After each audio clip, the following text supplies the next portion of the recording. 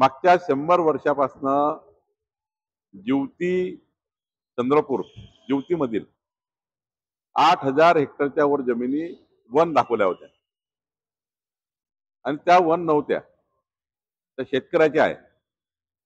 माननीय मुख्यमंत्री देवेंद्र फडणवीसजी यांनी मला सूचना दिली होती की या ठिकाणी त्यात लक्ष घाला. आमचे तिथले आमदार देवराव भोंगळे यांनी खूप प्रयत्न केले.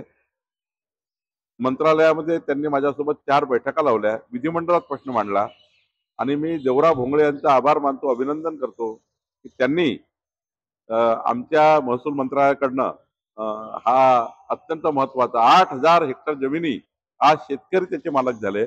ज्यावर फॉरेस्ट टाकलं होतं ते डिफॉरेस्ट झालं आणि त्यामुळे एक मोठा निर्णय आज 100 वर्षानंतरचा निर्णय हा जिवतीचा झालेला आहे.